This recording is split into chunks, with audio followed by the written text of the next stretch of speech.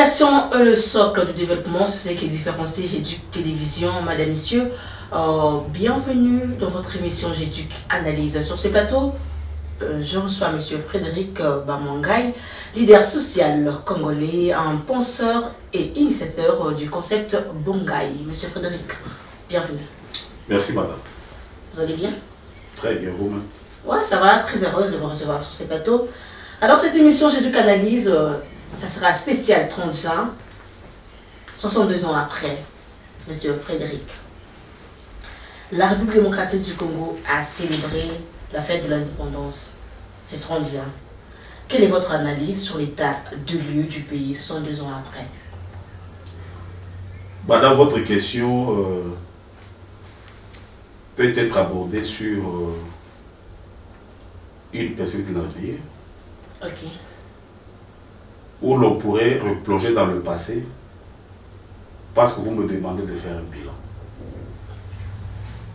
Mais au-delà de la comptabilité d'années, qui n'est pas très importante, parce que le temps avance, que vous dormiez, que vous mouriez, que vous soyez au repos, le temps compte. Ce qui est important, ce n'est pas d'additionner les années et parler de 62 ans.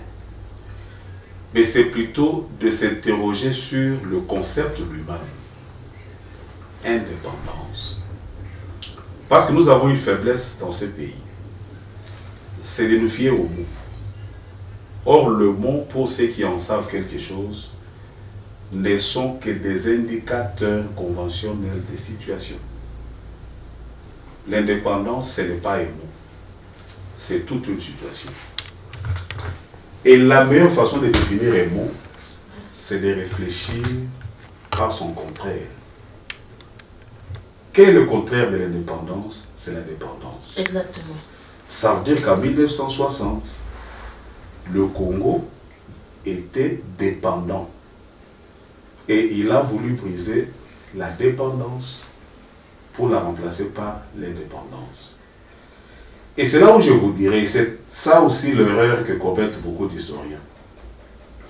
L'indépendance du Congo n'a pas commencé en 1960.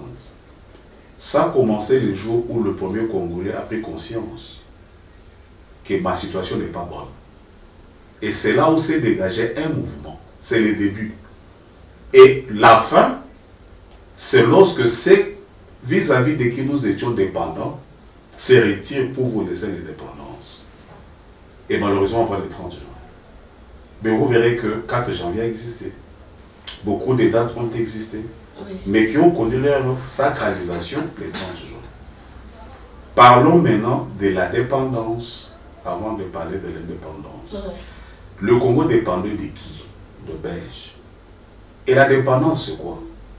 C'est le fait que l'économie, la défense, la justice, l'éducation et toute la réalité de l'État était détenue par une puissance étrangère. Ça veut dire vouloir l'indépendance, ce n'est pas seulement réclamer un mot, c'est vouloir récupérer ces attributs du pouvoir, ces attributs de l'État et les assumer seuls. Maintenant, moi, je serais tenté de vous retourner la question. Après que le Belge se soit retiré, Ouais. Avons-nous récupéré ces attributs et les avons-nous appliqués? Non. Aujourd'hui, si vous prenez quelqu'un qui a vécu à l'époque belge et vous lui demandez s'il en vient être ici aujourd'hui, il vous dirait que, à part la différence de la peau des animateurs, il voudrait retourner sous la colonisation parce qu'au moins là, l'État existait et tout était bien. C'est là où moi je dis que nous avons quitté l'indépendance, mais on n'a pas encore atteint la... Nous avons quitté la dépendance, mais on n'a pas encore atteint l'indépendance. Nous sommes dans une phase transitionnelle entre la dépendance et l'indépendance. Malheureusement, nous ne grandissons pas pendant cette phase. Au contraire, nous devenons petits chaque jour. L'indépendance serait quoi? Serait l'accroissement autonome et national des attributs de l'État qui étaient détenus par les autres. Donnez-moi un indicateur qui, après la dépendance, a progressé sur notre gestion. La santé, l'éducation, les infrastructures, l'état moral. Le Congo est pire que lorsqu'il était sous la colonisation belge. Donc vous ne croyez jamais, même pas depuis les régimes passés, actuels, rien? Non, tout dépend. Tout dépend. Si vous faites l'économie d'une date historique, on a c'est bien des papiers. Mais comme je vous dis, l'État c'est quoi? C'est une collectivation d'intérêts pour la création du bien-être global. Est-ce que la collectivation d'intérêts qu'on a ravie aux Belges, nous l'avons fructifiée? Le Congolais plus heureux aujourd'hui qu'en 1960? C'est la question. Qu'est-ce que nous fêtons? Une date, une signature, ou nous fêtons notre situation? Donc si je comprends bien, vous voulez dire que nous n'avons pas encore l'indépendance. Nous serons indépendants lorsque nous aurons réussi à transformer ce qu'on nous avait ravi et nous l'aurons développé pour... Qu'est-ce que nous avait ravi? L'État. Nous n'étions pas maîtres de nous-mêmes. L'organisation de notre bonheur n'est pas des autres. On ne nous enseignait pas un système autre. On décidait à notre place. Mais maintenant que nous avons repris nos institutions, regardez aujourd'hui l'état de la classe politique. Voyez nos institutions aujourd'hui. Voyez leurs débats. Voyez les performances. Madame, je vais évoquer un élément qui va vous surprendre. Allez-y. On parle d'un génocide qui s'est passé à l'époque de la colonisation belge. Ouais. Et les historiens le plus évaluateurs parlent de 5 millions de morts. On est indépendant. Mais de 1996 jusqu'à ce jour, on parle de 10 millions de morts. Il y a plus de morts sous l'indépendance que sous la dépendance. Est-ce que c'est que nous sommes aujourd'hui vis-à-vis de la sous-région? Nous l'étions sous la colonisation, on était agressés, on était occupés. La dépravation de mœurs à laquelle nous assistons aujourd'hui, l'organisation sociétale, le niveau d'éducation, les systèmes de santé, ce sont ces paramètres-là. Parce que quand vous dites, vous me faites du mal, et vous chassez le bourreau, c'est pour vivre mieux. Mais si la victime commence à vouloir le bourreau en lieu place de son propre frère, il y a une question. C'est pourquoi moi je ne suis pas dans la comptabilité des dates. Je suis dans l'effectivité du concept. Comme je l'ai dit au début, la date indique un moment et le concept indique une situation. Monsieur Frédéric, oui. Vous voulez dire que les Congolais n'ont pas encore pris conscience? La conscience, c'est quoi? La conscience, c'est une opération mentale qui vous permet d'identifier le bien et le mal et d'opérer un choix pour le bien et réviser le mal. Et en RDC? Suivez aujourd'hui nos informations. Vous êtes dans un pays où tous les administrateurs des entreprises publiques sont passés par la prison. Tous accusés de détournement. Vous êtes dans un pays où, pour choisir un animateur de la Cour constitutionnelle, le des chambres de parlement, le représentant du peuple, se sont battus et le président d'une des chambres a failli mourir. Vous êtes... Non, je ne sais pas. Et d'après vous, que faire?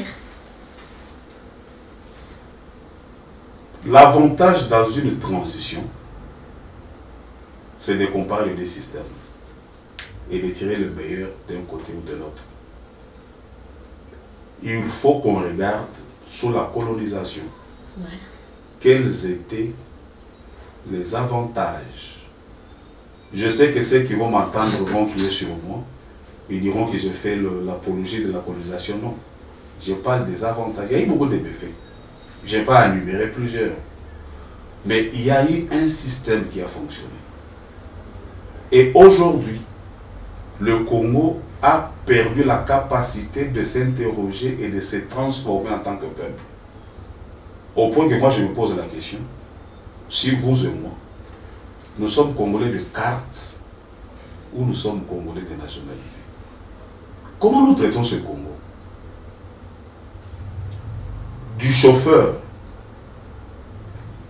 J'ai l'habitude de prendre des transports en commun, j'aime bien ça. J'aime mon peuple, j'aime bien être avec lui. Il y a un coin de la capitale, Petro-Congo. Excusez-moi d'en parler parce que c'est là où j'ai beaucoup plus d'informations. Où le transport varie selon les heures. D'après ce qu'on m'a dit. Vous arrivez à 4 h du matin, vous bravez le Kouloune et les autres. Pour faire la ville, c'est 1000 francs. Vous arrivez à 5 h, excusez madame, c'est 1500. Vous arrivez à 7 h, c'est 2000. Croyez-vous qu'un tel peuple est conscient? Quand nous prenons des sens uniques, alors que notre code de la route l'interdit, le Congolais n'est même pas encore conscient, mais le danger qu'il est inconscient, Monsieur Frédéric, on vous entendre parler, vous remettez en cause tous les chefs d'État qui ont eu à diriger ce pays. Très bien. Je ne fais pas le procès d'homme. J'ai fait le procès de l'homme congolais. C'est ça la différence. Et tout homme se trouve dans l'homme congolais. Et les exemples, vous pouvez en avoir dans tous les secteurs de la vie.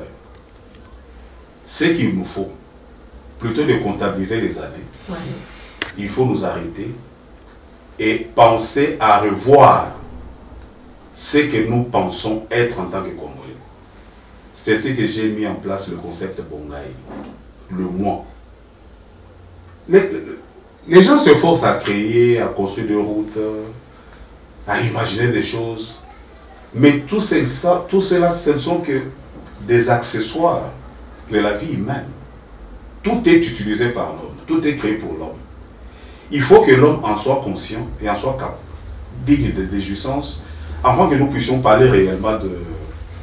Donc moi je ne parle pas des hommes, mais je dis que l'homme congolais en tant qu'être a failli à progresser et à s'assumer comme un élément de l'humanité, au point que le Congolais lui-même ne sait pas qu'il est membre d'un espace géographique qu'il faut défendre et protéger. Merci beaucoup, monsieur Frédéric. Alors, que pensez-vous de ce que certains voient qui décrivent notre indépendance des précoces en disant que nous n'étions pas prêts? Non, non. Bon. Ma difficulté est que mon sens de raisonnement, s'il n'est pas bien compris, il peut être interprété comme une contradiction entre moi et moi-même, non. Mais les gens qui sauront s'élever jusqu'à la hauteur de ce que j'affirme pourraient comprendre. Il n'est pas tard ou il n'est pas précoce pour être indépendant, pour être libre. La liberté est une condition essentielle à l'épanouissement, à l'essence de l'homme. Mais la question c'est quoi? Madame, j'ai lu un auteur, Paul Janet. Il dit quoi? Dans la vie, toute conquête est l'ouverture de nouveaux conflits. Un enfant qui étudie, il va avoir son diplôme. Dès qu'il a son diplôme, s'ouvre la guerre du travail. Dès qu'il a le travail, s'ouvre la guerre du mariage. Dès qu'il a le mariage, s'ouvre la guerre des enfants et les enfants les études. Nous sommes dans un perpétuel conflit du bien-être. Vous comprenez? Oui. Ce qui fait que lorsque nous voulons être indépendants, ne nous limitons pas. Parce que le mal, c'est ça le mal au Congo. Lorsqu'on parle d'un concept, on croit que le simple fait de prononcer ce concept par baguette magique produit les effets du concept, non.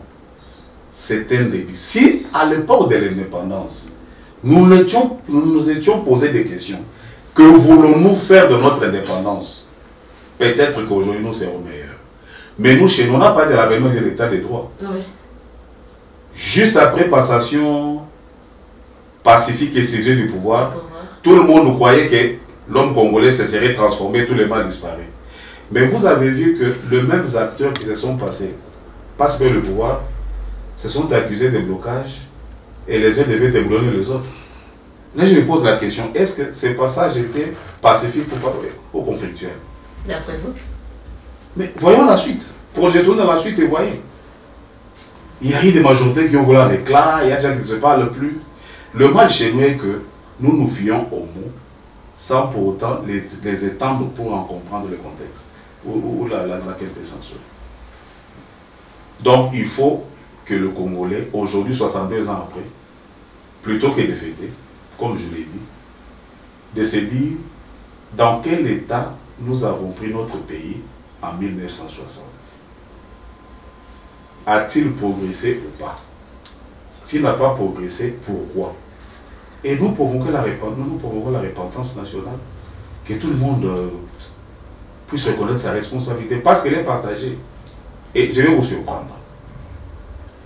J'ai développé un concept numérique pour une fois où je me fie aux chiffres. Je dis, l'État est composé de dirigeants et de dirigés, du peuple et de son gouvernement. Ouais. Le gouvernement est l'acteur du développement ou de la transformation, de l'amélioration. Mais le peuple est auteur de la destruction. Pas méchamment, c'est naturel. Mais lorsque le peuple réduit le degré de son influence négative, disons, sur l'État, c'est là facile la reconstruction. Je vous donne un cas qui va vous surprendre. Prenons les bouteilles que nous ramassons chaque fois sous le pont de la première rue, aux côtés de l'hôpital qui est là. L'hôpital là-bas. On vous rappelle la publicité. Exactement. J'ai posé la question aux gens. Combien de bouteilles qui sont sous ces ponts, Ouais. si on procédait par un examen à peine, Ouais. ont été utilisées par le chef de l'État? Aucune bouteille. Combien de bouteilles utilisées par le gouvernement ou le Parlement? Aucune. Ce sont nos propres bouteilles que nous jetons dans nos maisons, que nous donnons aux charrements qui viennent ramasser, qui vont jeter dans la rivière. Mais lorsque ça va boucher le pont et que l'eau ne coule pas, et que les gens sont inondés, on regarde qui? Le chef de l'État. Mais si seulement on avait bien géré nos bouteilles, On ne peut pas regarder sur le c'est pour dire que le peuple lui-même est responsable à 80% de ce qui nous arrive.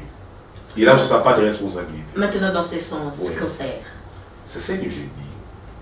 Il faut, que dirais-je, une auto-interrogation nationale. Chacun à son niveau. Le pousse-pousseur, le chauffeur qui fait les embouteillages, l'enseignant qui se laisse corrompre, le ministre qui détourne, Parce qu'il n'est pas bien rémunéré. les militaires qui trahissent sa nation, les enfants qui prennent les armes pour faire la rébellion. Et si nous pouvons faire cet exercice à tous les niveaux, je crois qu'on n'a même pas besoin de 6 mois pour que les promotions... Bien que ce n'est pas mathématique, mais les militaires qui trahissent la nation. Oui, ce n'est pas un secret, ça vient des institutions, c'est pour moi qui l'affirme. Il y a des procès, on nous dit que tel a retourné sa tenue contre sa nation et il est condamné. Ça, c'est pas Frédéric qui l'a dit, c'est officiel. Merci beaucoup, monsieur Frédéric. Parlez-nous de votre témoignage sur la personne de notre héros national, Patrice Emery Lumumba. Ah, la question tombe mal parce que nous venons de vivre un événement historique que j'ai beaucoup apprécié, pour une fois. Pour une fois. Le reste du corps De Lumumba.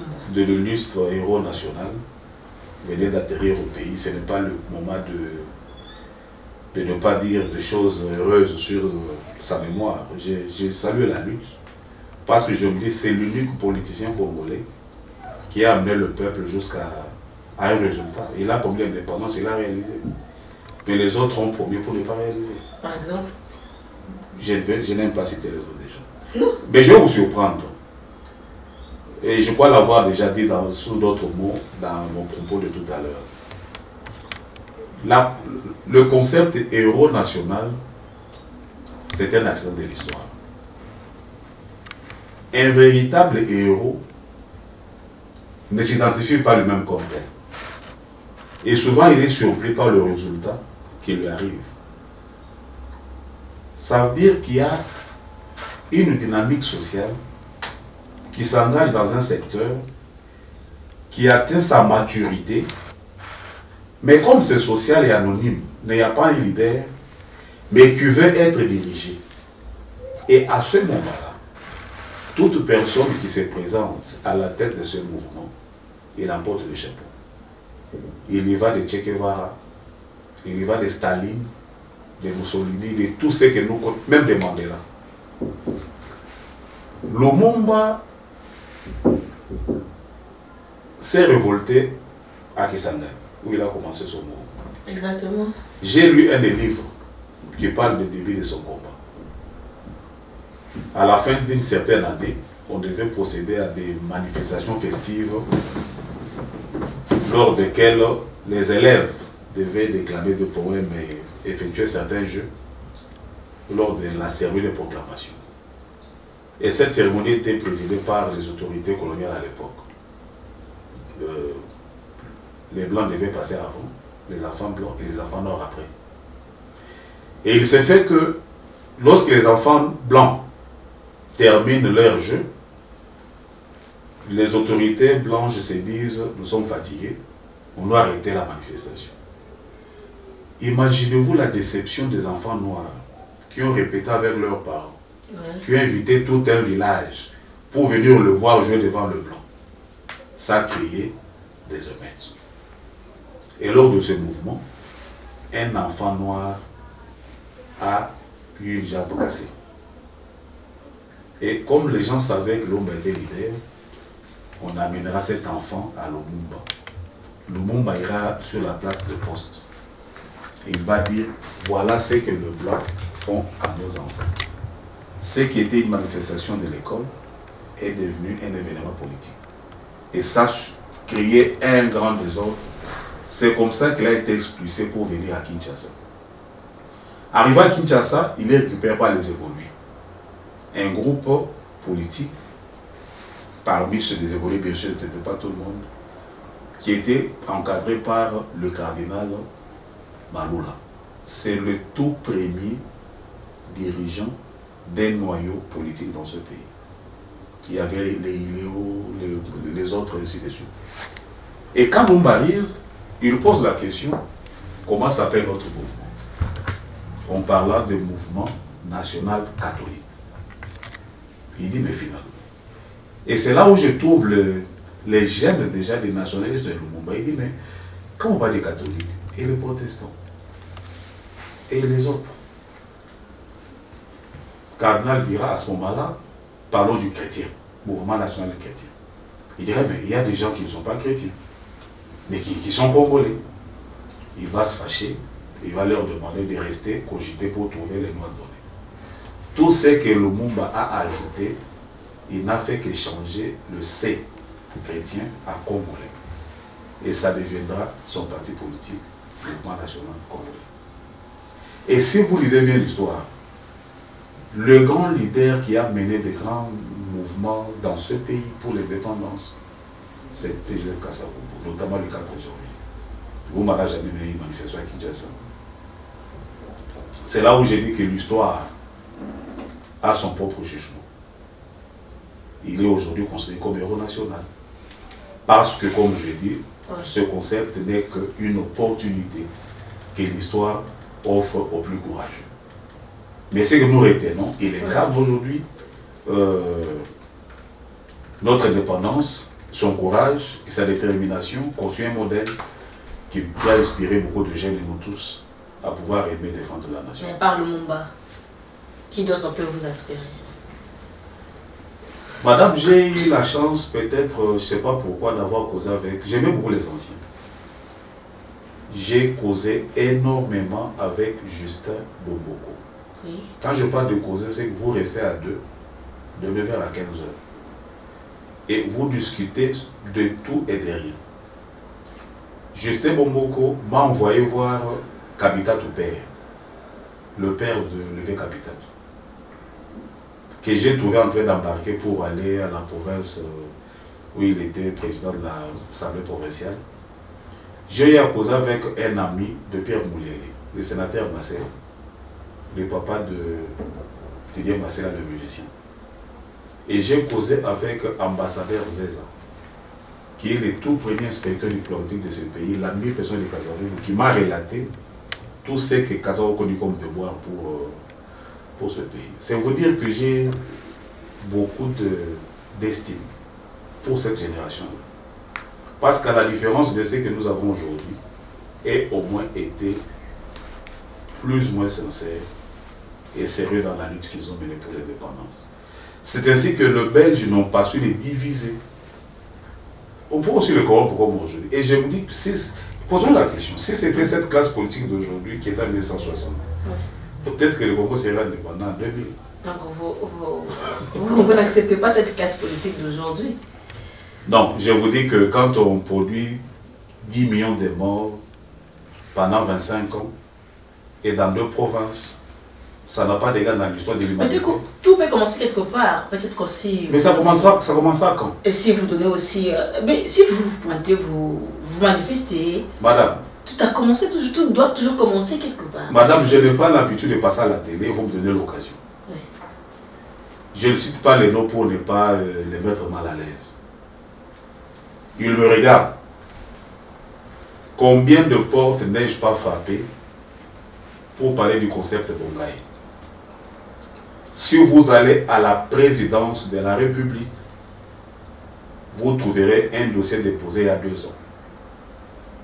J'ai été reçu par un conseiller au Palais de la Nation. Et tout ce que ce conseiller a fait, c'est de faire nommer Gims et Dadju comme ambassadeur, proposition qu'il a soutirée de mon projet. C'est vrai ça? Oui. J'ai vu des ambassadeurs. Le directeur des cabinets, là je cite le nom, Vital Kamere, demandait à son chef de protocole, j'ai pris le protocole pour parler de ça, parce que ça fait mal. Il m'a reçu à l'avenue Virunga, à la résidence privée du directeur des cabinets. Il a reçu tout un document de 62 pages. J'ai vu Maître Maïou, à quelques mois d'être nommé ministre, dans son cabinet.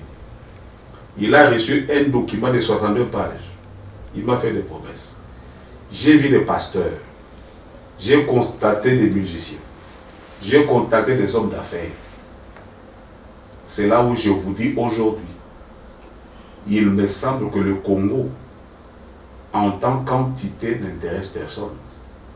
Mais le Congo, en tant qu'avantage, intéresse tout le monde. Et nous qui voulons défendre l'entité, regarde là où nous sommes. Le concept Bongaï, ça fait plus de 2 ans que je me bats pour le faire. Que dit ce concept pour ceux que nous suivent? Le concept Bongaï relève d'une philosophie toute simple qui a soutenu toutes les grandes nations que vous aviez aujourd'hui. Si vous lisez Emmanuel Kant, il vous dit que l'homme a 3 prédispositions. La prédisposition animaliste, la prédisposition humaniste et la prédisposition universaliste. Tout homme et toute nation a commencé par être primaire comme un animal. Ils se sont posé des questions dont je vous ai parlé, la question du moi national, pour devenir à l'humanité. Et aujourd'hui, ils sont à l'universalité. Par le fait que nous ne sommes pas posés de bonnes conditions, aujourd'hui le Congo est resté toujours animaliste. Quelles sont les preuves d'une nation animale? Les tribalismes. Ça existe ici. Les tribalismes, c'est la loi d'espèce. Vous voyez les animaux? Les animaux vivent en espèce. Le lion ne se mange pas. Mais dès que le lion voit l'antilope, il les tue. Il n'y a pas de réconciliation. Parce que les animaux sont incapables de dépasser leur instinct. Aujourd'hui, allez chercher une femme pour épouser. Présentez votre prétendant dans votre foyer. La première question qu'on vous pose, il est de quelle tribu? C'est que dans le fin fond de nous tous, malgré nos diplômes, on est resté lié à l'instinct. Allez chercher aujourd'hui une maison à louer. Après avoir tout conclu, vous avez votre argent de garantie, on vous posera la question, vous êtes de quelle tribu? 62 ans après? Et me parlez-vous du Congo? D'accord, je vois que toutes ces déceptions, raison pour laquelle non, ce ne sont pas mes déceptions. C'est un constat national que nous vivons. Le fait que nous raisonnons, je vais vous surprendre. En 1960, lorsque nous devenons indépendants, Connaissez-vous comment s'appelait nos formations politiques? Alliance des Bangala, Alliance des Bakongo, Balubakat. Tout le monde se regroupait dans un groupe linguistique. Mais aujourd'hui, quels sont les faits de nos partis politiques? Quand vous parlez de l'UDPS, vous parlez de Kassai. MLC, on parle de l'Équateur. Vous parlez de PP, on parle de Katanga. Moi, ça m'a surpris de voir un ancien président de la République aller chercher la réconciliation dans une province.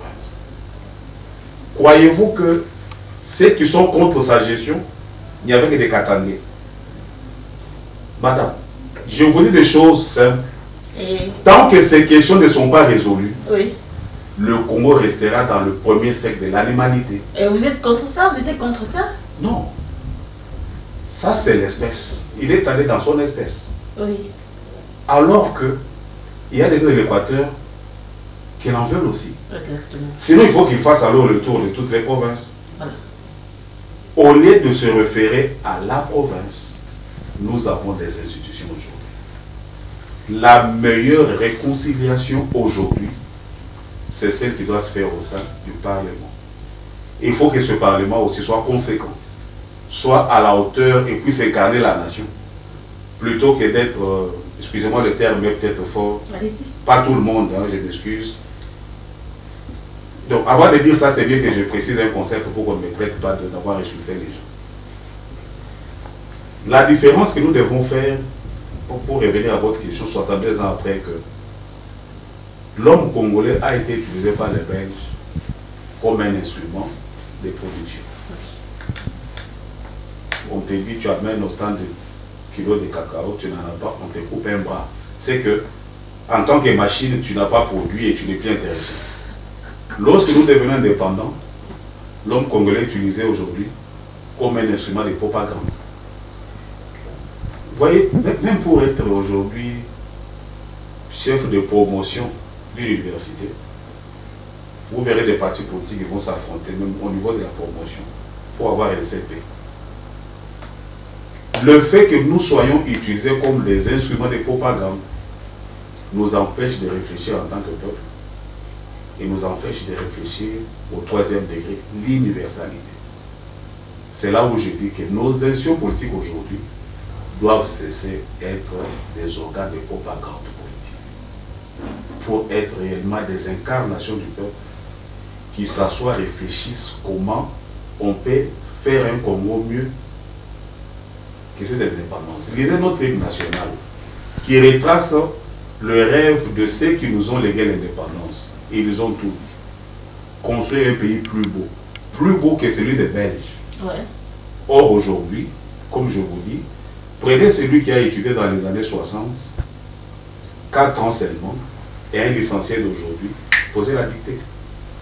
Il y a une différence. C'est vous qui dites. Donc, M. Frédéric, 62 ans après, oui, la RD Congo a-t-il vraiment pris son envol? Non, moi je dirais, avec tout ça. 62 ans après, la République démocratique du Congo ne s'est pas encore posé la question de son existence. Comment ça? Mais on ne sait pas ce que nous sommes.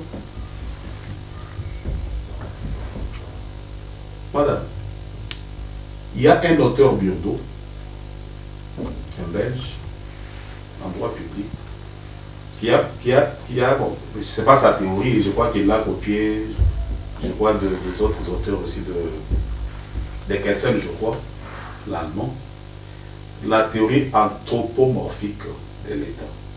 L'État est comparable à l'homme. L'État a une tête, l'État a aussi des organes. Les membres sont des institutions, comme le Parlement, le Président, le Premier ministre, sont des institutions. C'est comme des membres que vous avez. Quand vous voulez boire de l'eau, ce sont vos membres. Votre intelligence, qui est le peuple, qui est la souveraineté, guide le reste jusqu'à avoir un gobelet et vous donner de l'eau. C'est ça. Maintenant, faisons la comparaison. Vous pouvez, voyez comment vous êtes belle. Et vous vous battez chaque jour pour être toujours bien présenté. Vous vous occupez de l'image que vous donnez aux autres. Est-ce que vous pouvez aujourd'hui prendre une lame de rasoir, commencer à vous déchirer la figure? Même pas. Madame, quand on parle de la rébellion aujourd'hui, moi j'ai fait l'Est, grâce à l'honorable Lesatri et Gouma. J'étais à Bounia, j'étais à Imboko, le chose même à la frontière, à Awariwara. Comment ça peut se concevoir qu'un jeune Congolais accepte de prendre l'arme, payé par les étrangers, attaquer sa nation, accepter que de milliers de gens, même des enfants de 2 ans, fuient leur maison, aillent dormir dans la bourse pour 100 $. Celui-là, c'est un Congolais. Comment se fait-il que dans un pays où les gens meurent à l'hôpital pour 20 000 fois, moi, je ne cite pas les noms, je vois un docteur, c'est. On opère ma fille, je viens pour rendre visite, je trouve une dame qui pleure. Je pose la question, on me dit, un gros bébé de 4 ans, il allait mourir parce que le taux du sang qui lui restait ne valait pas pour supporter son âge. Et ils avaient tout réuni sauf 20 000 francs. Et le docteur me dit, larmes aux yeux, si nous n'avons pas le sang ce soir, cet enfant meurt le matin.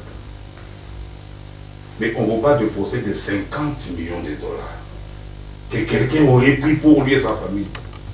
C'est là, c'est un Congolais. 62 ans après. Monsieur Frédéric, si et seulement si aujourd'hui, vous, président de la République, attendez, quel honneur. Oui, quel rêve. Si et seulement aujourd'hui, vous, président de la République, avec tout ce que vous êtes en train de dire, monsieur Frédéric, croyez-vous qu'il n'y aura pas de couac? Croyez-vous que tout ira mieux? Croyez-vous qu'il n'y aura pas toutes ces histoires? Croyez-vous qu'on va parler de la dépendance? Madame, l'idéalisme de l'indépendance, ce n'est pas mon concept opérationnel de raisonnement. Je ne dis pas que les biens absolus existent, que les mal absolus existent. Mais je vais paraphraser un des hommes qui m'impressionne. Je l'ai dit. Je l'ai su une fois, il dit, si seulement on pouvait ne fût-ce que détourner, ne fût-ce que 20%. Les gens ont cru peut-être qu'il faisait l'apologie de la corruption, non. Le mal existe même au ciel. Dieu lui-même a été attaré par les anges. Vous suivez ça, non? Oui. Oui. Au ciel, là où tout est parfait, la mauvaise pensée y est aussi. Parce que les anges ont pris les arbres voulant détrôner Dieu. Oui. Mais qu'est-ce que nous disons? Le ratio entre le bien et le mal dans une nation doit être en proportion de la limite. Si au moins il y a 80% de bons et 20% de mauvais, l'État peut respirer. Mais je vous ai dit que lorsqu'on a commencé le concept État de droit, je ne vais pas citer les noms, mais tous les administrateurs des entreprises publiques sont allés en prison. Quand vous allez aujourd'hui sur nos voies publiques, vous trouverez que 98% des chauffeurs méconnaissent volontairement le code de la route. Et quand une nation atteint de telles proportions du mal, ça cesse d'être une nation. Et ça devient autre chose. Si jamais aujourd'hui, je ne sais pas par quel, mais j'imagine que Dieu vous entende, et que j'ai devenu président de la République, la première des choses. Non, vous admirez cela? Non, ce sont de l'eau de charge. Je ne me répète à la place de... Vous savez ce que j'ai suivi par un documentaire français? Tout président français, une fois au pouvoir, après 2 ans, s'il avait des cheveux noirs, tous les cheveux deviennent blancs. Parce que ce sont des charges qui ne vous laissent même pas une seconde pour dormir. Donc, je reviens à dire le concept Bongaï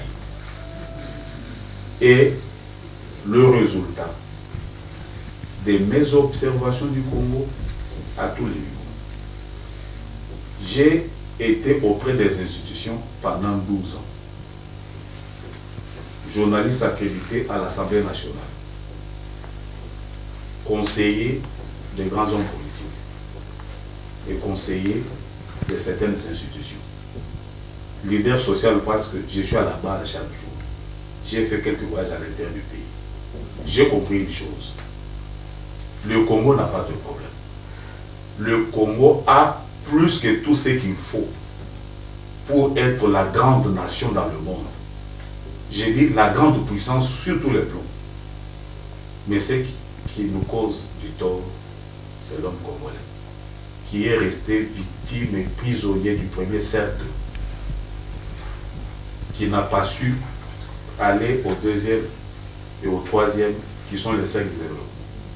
Et ça sera, je crois que c'est par là qu'on devait commencer. Il ne faut même pas parler de route, parler de... Non, commençons d'abord par l'homme.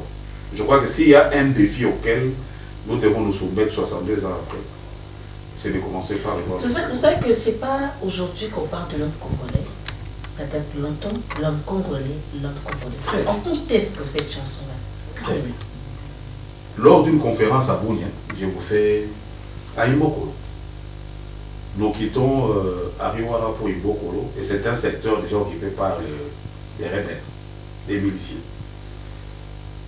On nous déconseille d'y aller.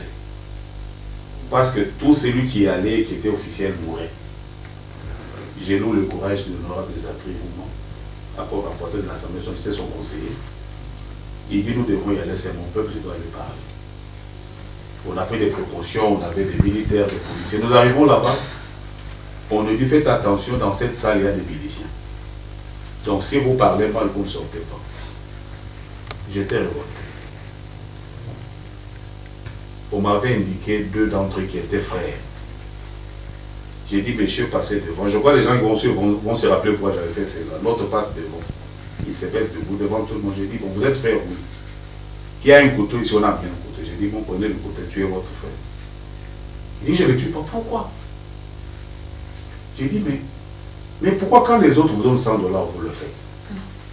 Si c'est moi, vous réussissez comme vous l'avez fait ici. On n'avait pas toute cette guerre. Les Congos se seraient développés. C'est à ce niveau-là que c'est sur le problème. Il y a ce que moi j'ai appelé lors de cette conférence la responsabilité de l'indifférence. Vous connaissez l'histoire des bons samaritains? Ah oui. Oui. Tous ceux qui passaient à ses côtés constataient son état, étaient émus. Il n'y avait qu'une seule personne qui avait posé. Nos critiques aujourd'hui, quand je suis là, quand je suis notre presse, tel qui critique tel ne gère pas bien, tel fait ceci, alors que nous avons l'avantage aujourd'hui, et ça j'ai dit à la population qui nous suit, au Congo, personne ne peut accuser l'autre. Pourquoi? Toutes les écoles politiques depuis l'indépendance ont géré. Les Lumumbistes, qui essayaient d'avoir pas géré, a géré avec Antoine Gizenga et avec Adolphe Mozito. Le MPR a eu le 37 ans, 32 ans je crois. Les kabylistes, père et fils, ont eu une vingtaine d'années. Et aujourd'hui nous avons eu le PES. On a essayé toutes les recettes de nos écoles politiques. Si on a échoué aujourd'hui, c'est un échec collectif que nous tous nous devons assumer. Parce qu'on croyait que quand tel Messie viendra, tout ira, quand tel... Mais on a essayé tous les Messies. C'est là où j'ai dit que le problème n'est pas à ce niveau-là. Le problème est dans nous. Les gens critiquent, vous dites que tout le monde a conscience. Madame, si vous allez aujourd'hui, bon, pour moi qui prends les transports en commun, dans le bus, tout le monde dit Amboko, même un Sirène. Oui, oui. Il a son diagnostic du Congo. Oui. Mais si nous connaissons le mal et nous connaissons le bien, pourquoi faire 62 ans dans le mal? Qu'est-ce qui nous manque pour faire le bien que nous connaissons? Qui doivent commencer? Il y a un problème que l'actuel auteur que j'ai lu, La philosophie de l'éducation pour l'avenir, qui parle de l'apprentissage. Entre ce qu'on perçoit, ce qu'on veut et ce qu'on fait, il y a 3 paliers qu'il faut transcender. Le Congolais voit le mal. Il sent le bien. Mais il ignore la voie par laquelle il faut passer pour atteindre ce bien. C'est ce qui s'est fait à l'époque du Christ. Tout le monde voulait prier. mais personne ne connaissait pas la voie. Il avait fallu qu'on amène une doctrine. C'est pourquoi j'ai dit aux Congolais désormais, tout politicien ou tout leader qui arrive, qui vous fait des promesses, qui ne donne pas une doctrine, qui ne donne pas un schéma opérationnel, c'est un démagogue. Toute proposition sociale doit avoir une base philosophique, un schéma opérationnel et un résultat. Monsieur Frédéric, vous pensez que le problème c'est la population congolaise ou bien ce sont nos autorités? Là, vous posez la question de la poule et de l'œuf. Qui est président? Vous pouvez devenir, vous pouvez être député demain. C'est cette même population qui devient député, qui devient ministre, qui devient... Donc quand on devient président, on cesse d'être population. On est population, mais on n'occupe pas le même. C'est ce que je dis. Si en quittant la population pour... D'ailleurs, on n'occupe même pas la population. Je ne sais même pas pourquoi on doit faire cette différence. Si on vous fait confiance et vous occupez un poste, oui, mais que vous y amenez une bonne conscience que vous aviez lorsque vous n'étiez pas aux affaires, tout est bon. L'homme est mauvais, non, nos dirigeants ne sont pas détruits par leur fonction. Ils sont détruits depuis quand ils n'étaient pas en fonction. Maintenant, c'est comme nous pouvons être mauvais, mais nous manquons l'occasion de le faire. Dès qu'ils sont aux institutions, ils appliquent le mal qu'ils avaient. Donc on ne devient pas mauvais quand on est ministre. Il n'y a pas de mauvais ministres, de mauvais députés, de bons présidents. Il y a des mauvais citoyens qui viennent perpétrer parce que l'homme de nous, qu'est-ce qu'il a? Si je parle l'anglais, je ne parle que l'anglais, vous me mettez ministre.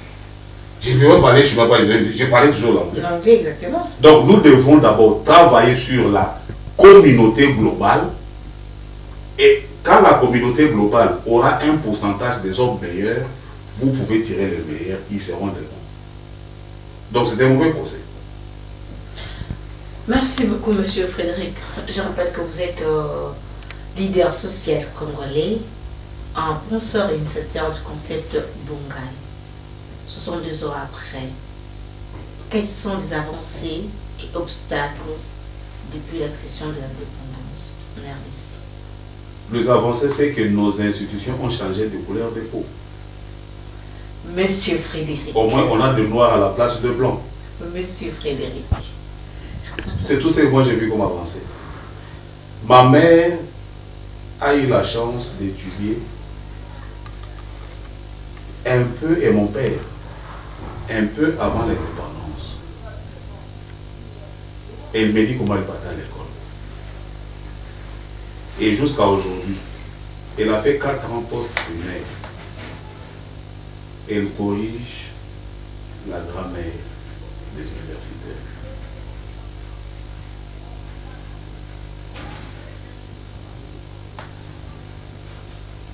Des obstacles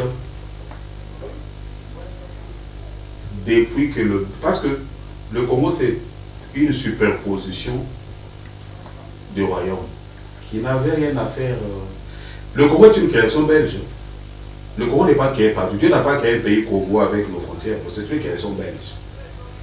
Si vous allez à l'Institut géographique... Monsieur Frédéric, attendez un peu. Oui. Vous avez dit parmi les avancées, changement de peau. Seulement. Seulement. Oui. Depuis 62 ans après. Mais il n'y a pas d'avancée. Je vous dis que la situation sociale d'avant l'indépendance est meilleure que celle d'après. À part la peau qui a changé, moi je ne vois pas. Quelle peau qui a changé? Il n'y a plus de gouverneur blanc. Il n'y a plus de... C'est tout. Chers téléspectateurs, vous êtes dans une analyse. Il n'y a pas des avancées, rien que la peau. Madame, l'avancée est un concept comparatif de 2 États. Oui. Et toi, mesure de dire aujourd'hui que l'état d'éducation, l'état de la santé, l'état social de la colonisation est médiocre par rapport à l'état que nous avons aujourd'hui.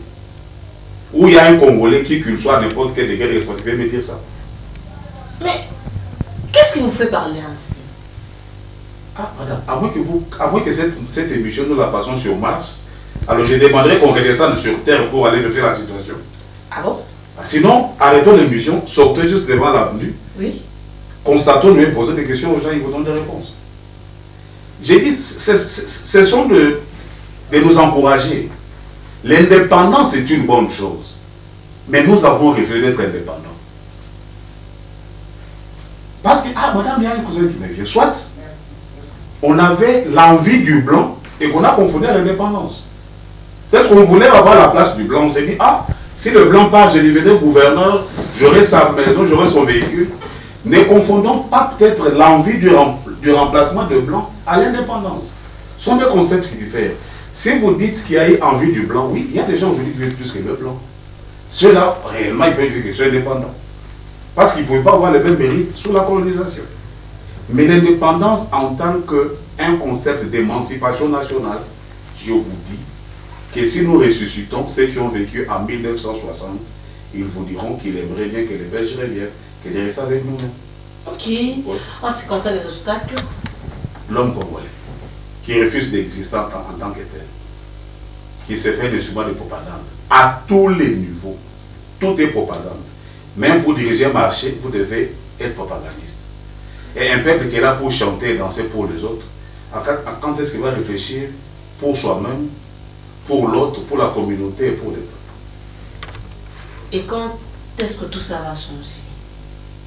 Lorsqu'on se posera des vraies questions par des gens qui n'ont l'intérêt que du Congo. Qui va commencer par se poser ces questions? Mais ces questions, on se les pose chaque jour. Mais on n'a pas de solution. Mais les solutions, nous les connaissons. Nous avons des économistes, nous avons des juristes. Est-ce qu'on n'en a pas? C'est à eux de donner des instructions. Ah, c'est ça le paradoxe du Congo. Il y a un Sénégalais qui a dit que le Congolais en tant qu'individu est meilleur, mais en tant que collectif, c'est une confusion. Est-ce que nous sommes... Est-ce qu'il y a eu un groupe de gens, un forum au Congo, politique, culturel, social, qui sait gérer la divergence? Nous allons fêter le 30 juin l'unification de Gouengue. Combien d'orchestres aujourd'hui, c'est du slop, des églises, des partis politiques? C'est parce que le Congolais est incapable de vivre en communauté. Le Congolais vit bien dans la loi d'espèce. Il vit bien que dans... On me nomme ministre, ouais. Comme je suis dans la loi de l'espèce. Ma première mission, c'est de prendre tous les avoirs du ministère et en fait profiter à ma famille. Ma femme doit aller faire ses brosser les dents en Inde, doit aller faire ses cheveux aux États-Unis. Mes enfants doivent aller suivre Ligue des Champions. À qui vous faites référence? Au Congolais, que vous connaissez. Non, moi je ne connais pas. Monsieur Frédéric Nsoma, presque à la fin, c'est référent au combat de nos pères de l'indépendance pour le bien-être des Congolais, à l'occurrence de Lumumba. Trouvez-vous que ce combat, 62 ans après, porte des fruits? Je crois que si aujourd'hui on ramenait Lumumba, Paul, Okito, on leur montrait le Congo d'aujourd'hui, ils vont demander pardon aux Belges, ils vont nous en mourir. Pour quelle raison? Qu'est-ce qu'il faut se dire, mais on est mort pour quoi? Ils vont regretter leur sacrifice. Vous savez, j'ai suivi un film Jack Bauer, il devait être tué par les rebelles. Il sait, il a fui, et on ne dit pas son gouvernement. Il y a des gens qui disent, si tu te livres, il ne pose pas la bombe. Il a dit, j'aime cette mort parce qu'au moins je meurs pour une bonne cause. Lumumba a accepté de mourir parce qu'il savait que, en effaçant sa vie, il a amélioré seul le Congolais qui restait. Mais Lumumba n'a fait que prendre le Congo au maître du Belge pour le remettre dans le maître des loups.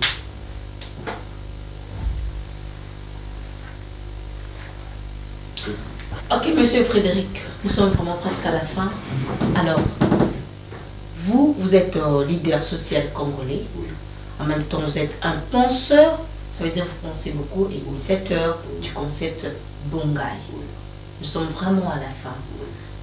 D'après vous, qu'est-ce que vous pouvez proposer au gouvernement pour ce changement? Il faut qu'on soit conscient de la transition entre la dépendance et l'indépendance. Qu'on se dise quel type de Congolais vaut pour l'indépendance, quel système mettre en place et convenir un ordre social impartial qui va être au-dessus tout le monde qu'on quitte la propagande pour parler du développement du Congo. Le Congo n'a même pas besoin de servir. Il y a des capitaux qui se postulent à nos portions ici pour venir nous développer. Il y en a même qui sont déjà ici, mais qui prennent des choses que nous ne connaissons pas. C'est ça le problème.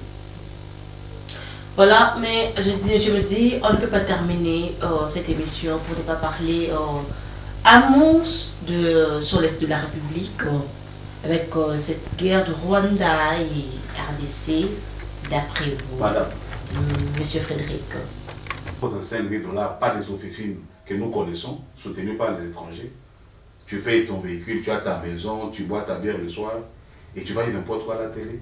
Tous ces qui meurent là, ça veut notre complicité. Combien aujourd'hui parlent des efforts et des sacrifices qui sont consentis par nos forces armées aujourd'hui? On parle du mal. Comment est-ce que vous vous sentez encouragé? Un enfant qui part à l'école, qui revient avec un point au devoir, qui n'est pas récompensé, demain il ne faudra aucun effort. La presse congolaise doit défendre le Congo. La RFI défend la France. Ouais. Oui. Vous n'allez pas trouver la RFI que vous vouliez de neutralité, non, c'est la position française qui est défendue. Mais nous avons une presse si indépendante qu'elle va même à l'encontre des intérêts du pays, même en mentant, pour 1 000 $, et c'est toujours avantageux. Merci beaucoup. C'est 30 juin 2022, Jules Alingueté. 2 ans que Jules Alingueté est à la nomination, est à la tête de l'IGF. Quelle analyse faites-vous des faits abattus par ces derniers? Moi, je me dis, si j'étais président de la République comme vous l'avez proposé, j'ai nommé Jules Alingueté Premier ministre. Ok. Je prends ces inspecteurs, j'ai les noms ministres et inspecteurs dans toutes les inspections de chaque ministère. Vous savez qu'il y a des inspections dans chaque ministère. Il n'y a pas, les gens ont l'impression qu'il n'y a qu'aux finances. Non, c'est partout. Dans chaque ministère, il y a une inspection. Allez voir ce qui se passe dans d'autres. Je ne voudrais pas parler du travail. Lorsque un travailleur a un problème qui va à résoudre le travail, on sait déjà par avance qui gagne. Ce sont des Congolais pareils qui se sont posé la question de la transition et qui ont dépassé le premier cercle pour le deuxième et qui progressent vers le troisième. Il a tout mon soutien et il essaie, je lui ai écrit, si bien que je n'ai pas reçu la réponse. J'avais demandé d'être reçu, ça n'a jamais eu lieu, moi je comprends, c'est l'administration. Mais je voulais lui dire que je suis parmi ceux qui prennent son combat. Et si jamais les Jules Alingueté pouvaient se multiplier, le mal pouvait reculer et les groupes pouvaient avancer. Merci beaucoup, Monsieur Frédéric. Nous sommes pratiquement à la fin. Merci, le plaisir était pour moi de vous recevoir sur ces plateaux. Et merci d'avoir répondu à mon invitation. Voilà, c'est la fin totalement de cette émission, de ce magazine J-Duc Analyse. J-Duc Analyse, votre émission de réflexion. Chers téléspectateurs, restez branchés. Et on se retrouve à la prochaine. Je dis grand merci à toute l'équipe technique qui m'a soutenu. Grand merci aussi à toute ma hiérarchie des J-Duc télévision. On se retrouve à la prochaine. Bonne fête le 30 juin, je vais dire. Au revoir. Oh, bonne interrogation aussi. Le 30 juin.